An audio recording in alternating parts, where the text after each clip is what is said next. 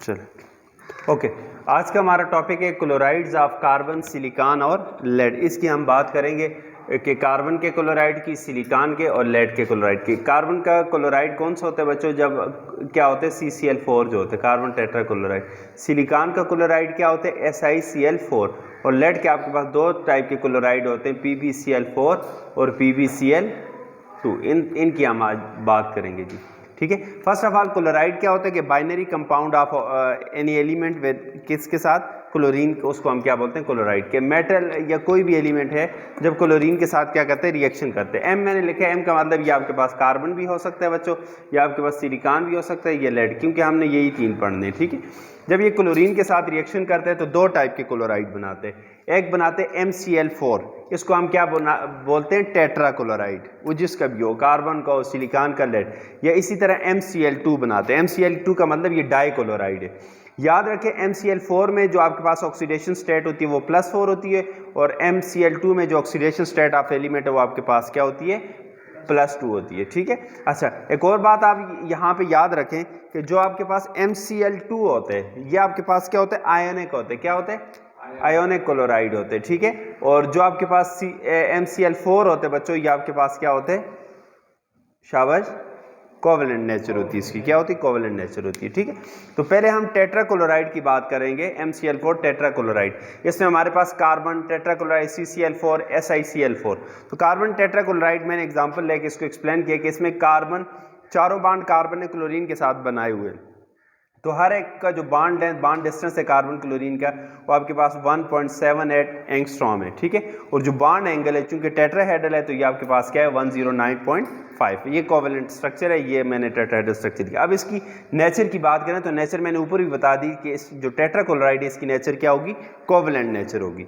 Stability की बात करें तो MCl4 की जो स्टेबिलिटी है कि top to bottom in the group, stability of MCl4 क्या होगी? डिक्रीज। ऊपर से जब नीचे आएंगे तो MCl4 की स्टेबिलिटी क्या होगी? डिक्रीज होगी। मसलन CCl4 ज्यादा स्टेबल होगा, मगर जब लेड क्लोराइड की तरफ जाओगे, टेट्रा क्लोराइड, वो आपके पास स्टेबल नहीं होगा, कम स्टेबल होगा। इसका रीजन क्या है? रीजन यह है बच्चों कि +2 oxidation state is more favourable down the group, कि जब डाउन द ग्रुप आते हो, नीचे आते हो, तो +2 ऑक्सीडेशन स्टेट ज्यादा फेवरेबल है। वजह क्या है? मैंने आपको लास्ट टॉपिक में पढ़ाया था कि नीचे वाले जो एलिमेंट्स होते हैं वो इनर्ट पेयर इफेक्ट शो करते हैं, ठीक है। इस वजह से वहां पे +2 ज्यादा फेवरेबल है, एंड +4 जो है वहां पे क्या होगी? कम फेवरेबल होगी, क्योंकि वो इनर्ट पेयर इफेक्ट शो करते हैं। यहां मैंने मेंशन किया कि due to inert pair effect, सही है। ये हमारे पास क्या है? Stability of tetra chloride. अब अगर MCl2 डाइक्लोराइड की बात करें तो ये, इसमें हमारे पास क्या होता है कि top to bottom its stability क्या होती है? इंक्रीज होती है। ऊपर वालों में +2 वाले स्टेबल नहीं होंगे, मगर नीचे वाले में MC डाइक्लोराइड क्या होंगे? स्टेबल होंगे जी। रीजन क्या है?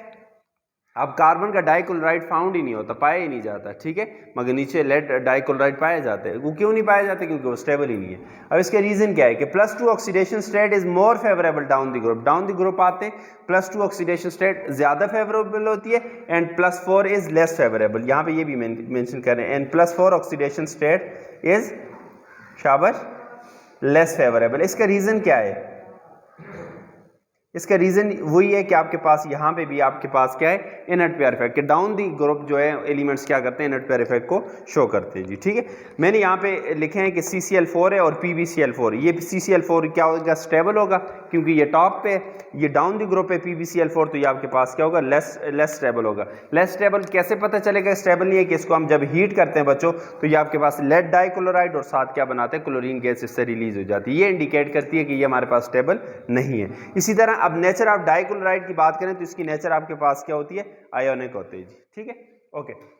अब हम बात करते हैं रिएक्शन विद वाटर की। ये जो हमने क्लोराइड्स पढ़े, डाइक्लोराइड, टेट्राक्लोराइड, ये वाटर के साथ कैसे रिएक्शन करेंगे? तो बच्चों जो हमने क्लोराइड पढ़े उसमें हमारे पास कार्बन टेट्राक्लोराइड है, सिलिकॉन टेट्राक्लोराइड है, लेड टेट्राक्लोराइड और लेड डाइक्लोराइड है। ये 4 टाइप के क्लोराइड है, ठीक है जी, ओके। जब हम CCl4 का वाटर के साथ रिएक्शन कराते हैं तो हम देखते हैं कोई भी रिएक्शन नहीं होता। वजह क्या है? वजह यह है कि कार्बन जो है ये एक स्मॉल एटम है, ठीक है। इसके गिर्द क्लोरीन जो है, क्योंकि कार्बन का एटॉमिक नंबर कितना होता है? 6 होता है। क्लोरीन का 17 होता है ना, तो उसका एटॉमिक नंबर ज्यादा है, मतलब उसका साइज भी बढ़ है। उसके अलावा ये आपके पास किस पीरियड में होता है? सेकंड पीरियड में, और ये थर्ड पीरियड में। इसमें 2 शेल, उसमें 3 शेल, ठीक है। तो ये आपके पास क्लोरीन, ये आपके पास, मैं आपको समझाने के लिए कर रहा हूं, ये क्लोरीन, ठीक है। तो ये आपके पास क्या है, लार्ज साइज के एटम जुड़े हुए हैं, ठीक है, किसके गिर्द, स्मॉल कार्बन के इर्द गिर्द बड़े एटम जुड़े हुए हैं, ठीक है। तो वो क्या करते हैं, वो अब वाटर ने कैसे आना है, क्लोरीन ज्यादा इलेक्ट्रोनेगेटिव है, कार्बन, क्लोरीन ज्यादा इलेक्ट्रोनेगेटिव, तो ये आपके पास पार्शियल पॉजिटिव चार्ज होगा कार्बन, क्लोरीन पार्शियल नेगेटिव। तो वाटर चाहेगा कि वो अपने ऑक्सीजन, क्योंकि ऑक्सीजन के ऊपर पार्शियल नेगेटिव है और हाइड्रोजन के ऊपर क्या है बच्चों, पार्शियल पॉजिटिव है, तो इसके पास वो अपना ऑक्सीजन लेके जाना चाहेगा, किसके पास, कार्बन के पास, मगर ड्यू टू बल्कि या large size of chlorine atom जो इसके गिर्द मौजूद है, वो इसको क्या करेंगे, कार्बन तक पहुंचने ही नहीं देंगे, किसको, वाटर को, जिसकी वजह से वो क्या होगा, ये वाटर के साथ कोई रिएक्शन नहीं कर सकेगा, ठीक है।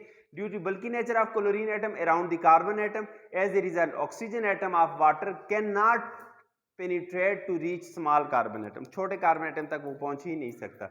या दूसरा रीजन हमारे पास ये होता है कि चूंकि बाकी सब में डी ऑर्बिटल इन्वॉल्व होते हैं, मगर यहाँ पे ये क्या होते हैं, डी ऑर्बिटल एब्सेंट होते हैं, ये भी रीजन होते हैं कि क्यों वाटर के साथ रिएक्शन नहीं करता, ठीक है। तो कार्बन टेट्राक्लोराइड जो कि ऑर्गेनिक होते हैं, वाटर के साथ रिएक्शन नहीं करते, पहली बात।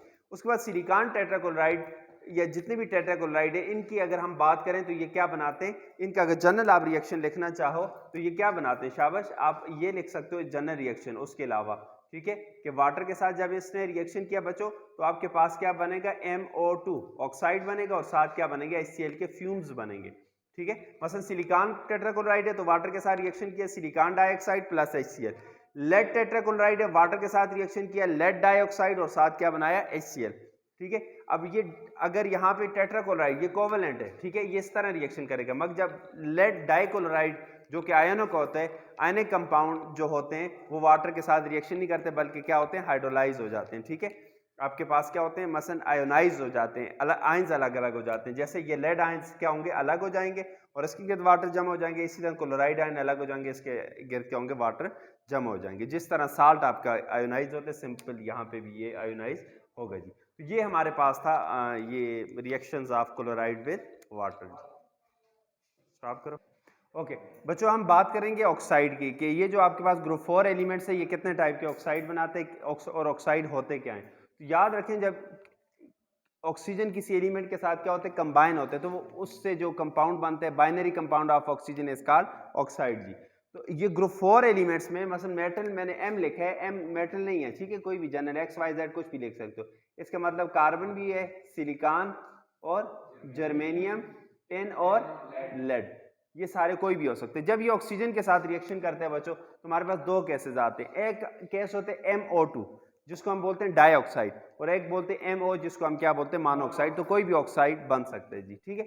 अब हम बात करते हैं कितने टाइप्स के ऑक्साइड होते हैं। तो पहले हमारे पास है कि on the basis of number of oxygen atom, number of oxygen atom की बेस पे बात करें तो दो टाइप के ऑक्साइड होते हैं, एक होते हैं मोनोऑक्साइड और एक क्या होते हैं, डाइऑक्साइड। मोनोऑक्साइड की बात करें कि जिसमें हमारे पास मोनो का मतलब ही होता है 1 कि जिसमें एक ऑक्सीजन एटम है, और डाई का मतलब होता है 2 जिसमें 2 ऑक्सीजन एटम। मसलन मोनोऑक्साइड की एग्जांपल है carbon monoxide, silicon monoxide, germanium monoxide, tin monoxide, lead mono. इसमें देखें आपको एक ही ऑक्सीजन नजर आ रहा है, सही है। और डाइऑक्साइड का मतलब है कि जिसमें 2 ऑक्सीजन एटम, एग्जांपल क्या है, carbon dioxide, silicon dioxide, germanium dioxide, tin dioxide और लेड डाइऑक्साइड। ये हमारे पास क्या है, ऐसे ऑक्सीजन ऑक्साइड के एग्जांपल है जिसमें 2 ऑक्सीजन एटम है। इसके बाद सेकंड एक क्लासिफिकेशन आती है बच्चों on the basis of oxidation state, कि हम ऑक्साइड को क्लासिफाई करते हैं on the basis of their oxidation state. कैसे कि बच्चों, एक हमारे पास होती है कि ऐसे ऑक्साइड होते हैं जिसमें ऑक्सीडेशन स्टेट क्या होती है, +2, उसको हम क्या बोलते हैं, मोनो ऑक्साइड, ठीक है। और एक ऐसे ऑक्सीडेशन ऑक्साइड होते हैं जिसमें क्या होती है, +4। ये ग्रुप 4 की मैं बात कर रहा हूँ कि जिसमें ऑक्सीडेशन स्टेट एलिमेंट की क्या होगी, +4, तो उसको हम क्या बोलेंगे, डाइऑक्साइड बोलेंगे, ठीक है। और तीसरी हमारे पास क्लासिफिकेशन आती है बच्चों on the basis of bonding, bonding की बेस पे कि बॉन्डिंग कैसी है, आयनिक है, कोवेलेंट है, क्या है, इसी के ऑक्साइड की नेचर क्या है, ठीक है। बॉन्डिंग की बेस की बात करें, दो टाइप के ऑक्साइड होते हैं, एक कोवेलेंट होते हैं, एक आयनिक होते हैं।